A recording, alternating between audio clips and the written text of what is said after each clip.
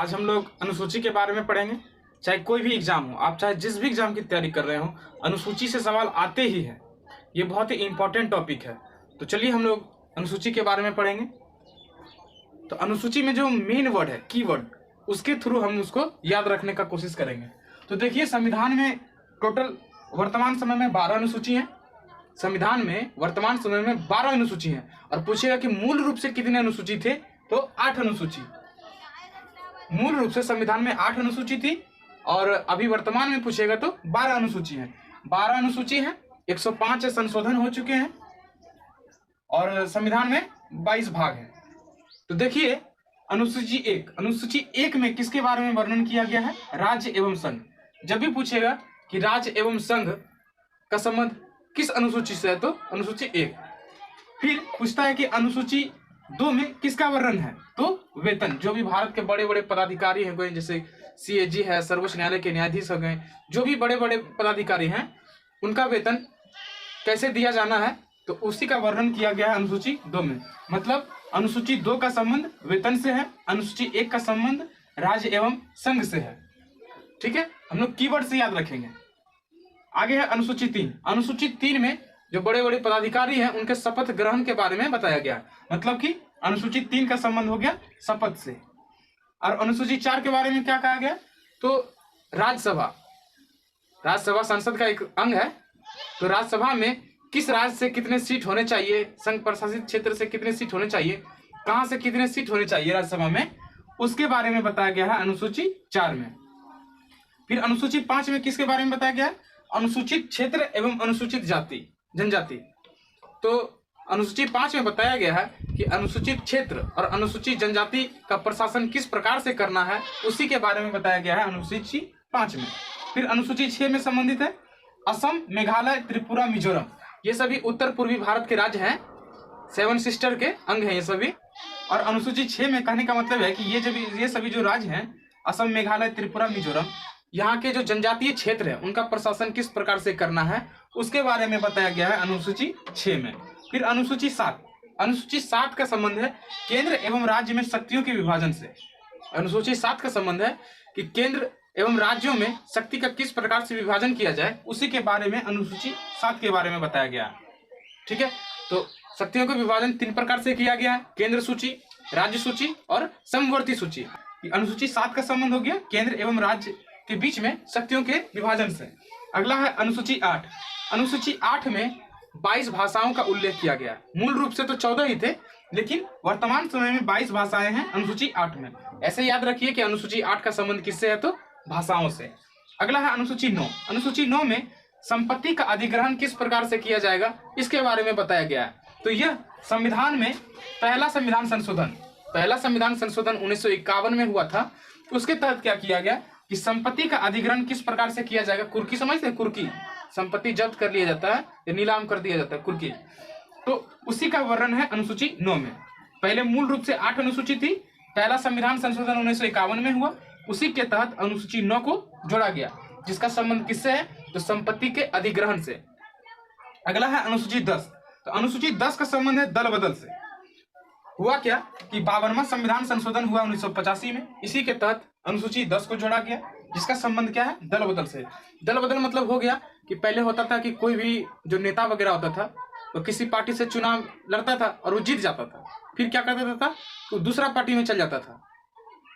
तो इससे राजनीतिक दल को परेशानी हो रही थी, सरकार को परेशानी हो रही थी। तो इसी के समाधान के लिए 52वां संशोधन 1985 में किया गया। इसके तहत क्या किया गया, 10वीं अनुसूची में दल बदल का प्रावधान किया गया, दल बदल से संबंधित कानून का प्रावधान किया गया। आगे है अनुसूची 11। तो अनुसूची 11 का संबंध है पंचायती राज से। जो गांव में पंचायत वगैरह होते हैं ना, मुखिया, सरपंच, वार्ड, ये सब जो होता है, इसी का संबंध है अनुसूची 11 से। अनुसूची 11 का संबंध कहने का मतलब हो गया कि अनुसूची 11 का संबंध किससे हो गया, पंचायती राज से। पंचायती राज में जो अनुसूची 11 है, उसमें 29 विषय दिए गए पंचायती राज को। फिर आगे है 12वीं अनुसूची। 12वीं अनुसूची का संबंध है नगर निकाय। नगर निकाय मतलब समझ रहे हैं, नगर पालिका, नगर परिषद, नगर निगम, ये सब जो होते हैं ना, इसे ही नगर निकाय के रूप में कहा जाता है। तो नगर निकाय का संबंध किस अनुसूची से है, तो 12वीं अनुसूची। और इसमें कितने विषय हैं, 18 विषय। पूछा गया क्वेश्चन है कि अनुसूची 11 में, जिसका संबंध पंचायती राज से है, उसमें कितने अनुसूची है, उसमें कितने विषय हैं। कितने हो जाएंगे? 29 विषय। और यदि पूछता है कि 12वीं अनुसूची जिसका संबंध है नगर निकाय से, उसमें कितने विषय प्रदान किए गए? तो 18 विषय। देखिए कुल मिलाकर अनुसूची तो 12 है, लेकिन सबसे ज्यादा जो सवाल पूछे जाते हैं वे अनुसूची 60, अनुसूची 8 और अनुसूची 11 से पूछे जाते हैं। तो हम लोग इनको थोड़ा डिटेल से अध्ययन करेंगे। तो सबसे पहले हम पंचायती राज के बारे में पढ़ेंगे। आइए देखते हैं इसमें कि कौन कौन से इंपॉर्टेंट क्वेश्चंस हैं जो एग्जाम में आते हैं, बहुत ही इंपॉर्टेंट है। तो देखिए आता है कि स्थानीय स्वशासन का जनक किसे बोला जाता है? स्थानीय स्वशासन का जनक किसे बोला जाता है? तो लॉर्ड रिपन को। फिर पंचायती राज से पूछा जाता है कि यह किस भाग में है? किस भाग में पंचायती राज का वर्णन किया गया है? तो भाग 9 में। भाग 9 का संबंध पंचायती राज से है।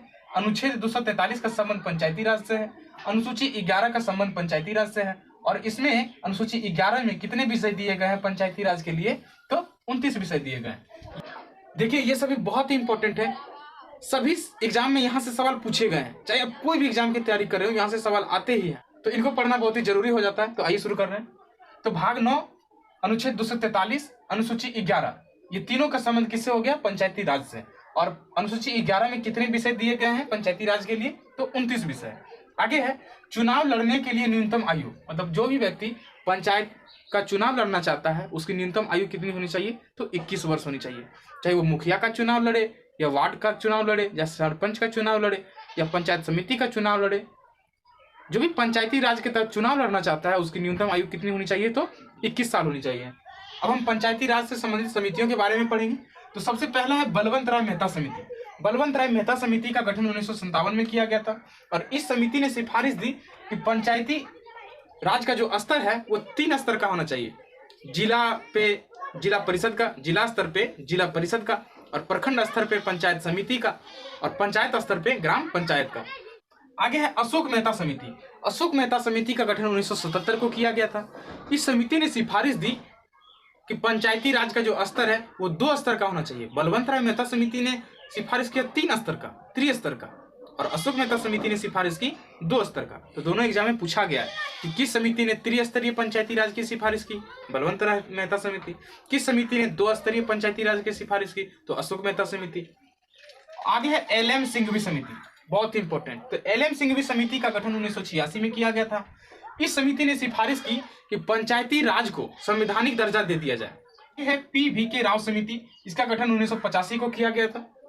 फिर है थुंगन समिति। थुंगन समिति का गठन 1988 को किया गया था। तो आगे है 73वां संविधान संशोधन। तो 73वां संविधान संशोधन 1992 में किया गया था। पूछा जाता है कि 73वां संविधान संशोधन का संबंध किससे है? तो क्या हो जाएगा? पंचायती राज से। 73वां संविधान संशोधन 1992 में किया गया था। यह प्रभावी 24 अप्रैल 1993 को हुआ था। 24 अप्रैल 1993 को यह प्रभाव में आया था। और पूछा जाता है कि पंचायती राज दिवस कब मनाया जाता है? तो 24 अप्रैल को। 24 अप्रैल को पंचायती राज दिवस मनाया जाता है। आगे है कि 2 अक्टूबर 1959, डेट याद रखिएगा, 2 अक्टूबर 1959 को राजस्थान के नागौर जिले में, कहाँ? राजस्थान के नागौर जिलों में जवाहरलाल नेहरू, उस समय के तत्कालीन प्रधानमंत्री थे, जवाहरलाल नेहरू के द्वारा राजस्थान के नागौर जिले में 2 अक्टूबर 1959 को पंचायती राज का गठन किया गया। आइए हम इसको थोड़ा सा रिकॉल कर लेते हैं, रिवीजन कर लेते हैं, ताकि हमें आसानी से कुछ देर तक याद रहे। तो देखिए संविधान में टोटल 12 अनुसूची हैं। पूछिएगा कि मूल रूप से कितने अनुसूची थे? तो 8 अनुसूची। जनवरी 2023 तक 105 संविधान संशोधन हो चुके हैं। और पूछिएगा कि संविधान में कितने भाग हैं? तो मूल रूप से 22 भाग हैं। देखिए अनुसूची 1 का संबंध है राज्य एवं संघ से। ऐसे ही हम लोग कीवर्ड याद रखेंगे। लिखा तो बहुत गया अनुसूची के बारे में, लेकिन हम लोग कीवर्ड से इसको याद रखेंगे। तो अनुसूची 1 का संबंध है राज्य एवं संघ से। अनुसूची 2 का संबंध है वेतन से। अनुसूची 3 का संबंध है शपथ से।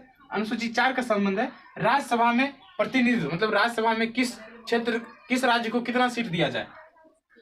अनुसूची 5 का संबंध है अनुसूचित क्षेत्र एवं अनुसूचित जनजाति के बारे में, उसके प्रशासन के बारे में अनुसूची 5 का संबंध है। अनुसूची 6 का संबंध है असम, मेघालय, त्रिपुरा एवं मिजोरम में जो जनजातीय क्षेत्र है उनका प्रशासन किस प्रकार से किया जाए। तो कौन कौन से राज्य हैं? असम, मेघालय, त्रिपुरा, मिजोरम। आगे है 7वीं अनुसूची। 7वीं अनुसूची का संबंध है केंद्र एवं राज्य में शक्तियों के विभाजन से, कि केंद्र एवं राज्य में किस प्रकार शक्तियों का विभाजन किया जाए उसके बारे में बताया गया। तो कौन कौन सी शक्तियां?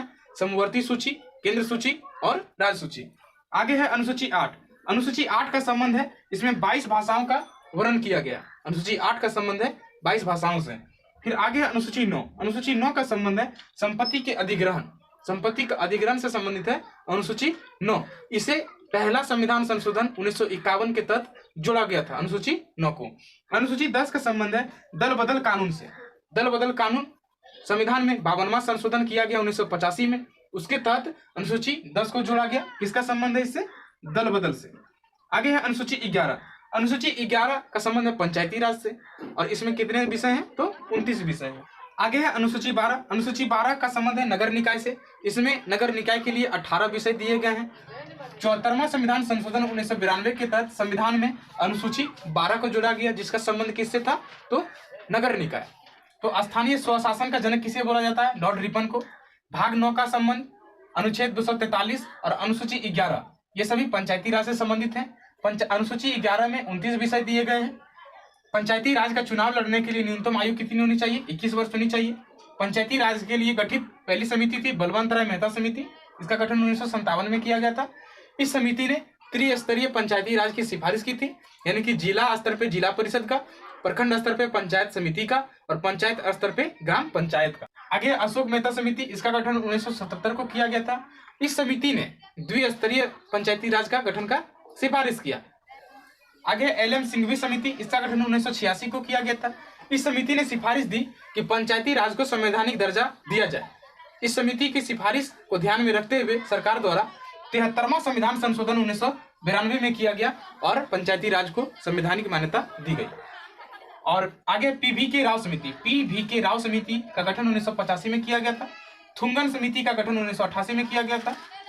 73वां संविधान संशोधन 1992 में किया गया।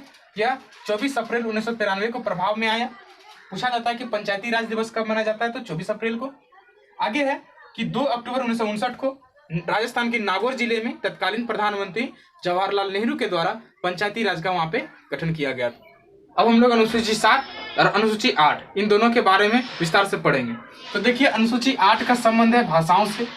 वर्तमान समय में अनुसूची 8 में 22 भाषाएं हैं। अब पूछेगा कि मूल रूप से कितनी भाषाएं थी? तो 14 भाषाएं। तो मूल रूप से तो 14 भाषा थी, वर्तमान समय में हो गई 22। तो 8 भाषा को कब कब जोड़ा गया, किस संविधान संशोधन के तहत, उसके बारे में हम लोग पढ़ेंगे। 21वां संशोधन 1967 में किया गया और सिंधी भाषा को संविधान में शामिल किया गया 8वीं अनुसूची में। फिर क्या हुआ कि 71वां संशोधन हुआ। 71वां संशोधन 1992 में किया गया और मणिपुरी, पूछा जाता है कि मणिपुरी, नेपाली और कोंकणी को शामिल किया गया। ऐसे इसमें क्वेश्चन पूछा जाता है कि सिंधी को किस संशोधन के तहत संविधान में शामिल किया गया, या फिर मणिपुरी, नेपाली, कोंकणी को संविधान में किस संशोधन के तहत शामिल किया गया। हो जाएगा 71वां संशोधन 1992 के तहत मणिपुरी, नेपाली और कोंकणी को संविधान में शामिल किया गया। और 72वां संविधान संशोधन किया गया 2003 में, जिसके तहत मैथिली, संथाली, डोगरी और बोडो को संविधान में शामिल किया गया। अब हम पढ़ेंगे अनुसूची 7 के बारे में। अनुसूची 7 का संबंध है शक्तियों का विभाजन। देखिए, शक्तियों का विभाजन केंद्र सूची, राज्य सूची और समवर्ती सूची में किया गया है। अब हम लोग पढ़ते हैं संघ सूची के बारे में। संघ सूची में मूल रूप से 97 विषय थे। पूछा गया एग्जाम में कि संघ सूची में मूल रूप से कितने विषय थे, तो क्या हो जाएगा? 97। और वर्तमान समय में संघ सूची में 100 विषय हैं। मूल रूप में 97 विषय थे और वर्तमान समय में 100 विषय हैं। किसमें? संघ सूची में। तो संघ सूची में संबंधित विषय का मतलब क्या हो गया कि उस विषय पर सिर्फ केंद्र सरकार कानून बना सकती। तो संघ सूची में कौन कौन से प्रमुख विषय, पूछा जाता है कि रेल किस सूची का विषय है, तो हो जाएगा संघ सूची। रेल हो गया, डाक एवं तार पूछा जाता है, ये सभी बहुत इंपॉर्टेंट है।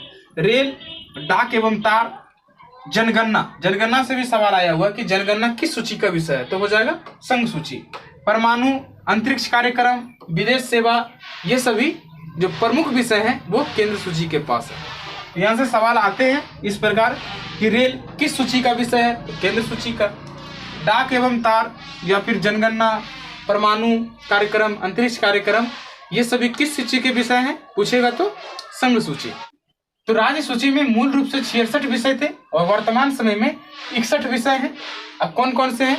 राज्य सूची मतलब हो गया कि उस विषय पर सिर्फ राज्य सरकार कानून बना सकती है। तो इसमें कौन कौन से विषय हैं राज्य सूची में? जो जो इंपॉर्टेंट है उनके बारे में हम पढ़ेंगे। पूछा जाता है कि कृषि, सिंचाई, पुलिस, जेल, लोक स्वास्थ्य एवं स्थानीय शासन, ये सभी राज्य सूची के विषय हैं। अलग अलग करके पूछता है या मिला के भी पूछ लेता है कभी कभी। जैसे पूछेगा ऐसे कि कृषि किस सूची का विषय है, तो क्या हो जाएगा? राज्य सूची का विषय। सिंचाई किस सूची का विषय है, तो राज्य सूची का विषय हो जाएगा। पूछ देगा कि पुलिस किस सूची का विषय है, तो राज्य सूची का हो जाएगा। ऐसे ही इसमें क्वेश्चन बनते हैं। और है समवर्ती सूची। समवर्ती सूची में राज्य सरकार भी कानून बना सकते हैं और केंद्र सरकार भी। तो मूल रूप से समवर्ती सूची में 97 विषय थे, वर्तमान समय में 52 विषय हो गए हैं। मूल रूप से समवर्ती सूची में 97 विषय थे और अभी 52 विषय हैं। तो इसमें कौन कौन से हैं? कौन कौन से? शिक्षा, वन, बाट एवं माप, जनसंख्या नियंत्रण। इन्हें 42वां संविधान संशोधन 1976 के तहत समवर्ती सूची में शामिल किया गया था। किस संशोधन के तहत? 42वां संशोधन 1976 के तहत किसे? शिक्षा, वन, बाट एवं माप और जनसंख्या नियंत्रण को समवर्ती सूची में शामिल किया गया था। और कौन कौन से हैं? समाचार पत्र, ये भी समवर्ती सूची का विषय है। पूछा जाता है कि कारखाना किस सूची का विषय है, तो समवर्ती सूची का। परिवार नियोजन, आर्थिक नियोजन, ये सभी समवर्ती सूची के विषय हैं। आइए हम इसका एक बार रिकॉल कर लेते हैं, रिवीजन कर लेते हैं ताकि हमें आसानी से याद हो सके। तो अनुसूची 11, तो अनुसूची 8 का संबंध है भाषाओं से। मूल रूप से इसमें 14 भाषाएं थी और वर्तमान समय में 22 भाषाएं। 21वां संशोधन के तहत 1967 में सिंधी को 8वीं अनुसूची में शामिल किया गया। फिर 71वां संशोधन 1992 में किया गया। तो मणिपुरी, नेपाली और कोंकणी को संविधान में शामिल किया गया। फिर 92वां संविधान संशोधन 2003 में हुआ। इसके तहत मैथिली, संथाली, डोगरी और बोडो को संविधान में शामिल किया गया। फिर अनुसूची 7 का संबंध किससे है, तो शक्तियों का विभाजन, समवर्ती सूची, राज्य सूची और केंद्र सूची। तो संघ सूची में मूल रूप से 97 विषय थे, वर्तमान समय में 100 विषय हैं। मेन है इसमें रेल, डाक एवं तार, जनगणना, परमाणु कार्यक्रम, अंतरिक्ष कार्यक्रम, ये सभी केंद्र सूची के विषय हैं। आगे राज्य सूची। राज्य सूची में मूल रूप में 66 विषय थे, वर्तमान समय में 61 विषय हैं। इसमें मेन है कृषि हो गया, सिंचाई है, पुलिस, जेल, लोक स्वास्थ्य एवं स्थानीय शासन, ये सभी राज्य सूची के विषय हैं। बहुत ही इंपॉर्टेंट है, यहाँ से सवाल भर के पूछे गए ये सभी विषय। आगे है समवर्ती सूची। समवर्ती सूची में मूल रूप से 47 विषय थे, वर्तमान समय में 52 विषय हैं। समवर्ती सूची में मेन कौन से विषय थे, तो शिक्षा हो गया, वन है, बाट एवं माप, जनसंख्या नियंत्रण, ये चारों को 42वां संविधान संशोधन 1976 के तहत शामिल किया गया था समवर्ती सूची में। और मेन इसमें समाचार पत्र। पूछा जाता है कि समाचार पत्र किस सूची का विषय है, समाचार पत्र किस सूची का विषय है, तो हो जाएगा समवर्ती सूची का विषय। आगे कारखाना भी समवर्ती सूची का विषय है। फिर आर्थिक नियोजन और परिवार नियोजन, ये सभी समवर्ती सूची के विषय हैं। तो आज हम लोगों ने बहुत ही अच्छा टॉपिक पढ़ा। यहाँ से अक्सर एग्जाम में सवाल पूछे जाते हैं। वीडियो को ज़्यादा से ज़्यादा शेयर करें अपने दोस्तों में। तो मिलते हैं फिर किसी अच्छे टॉपिक के साथ। जय हिंद।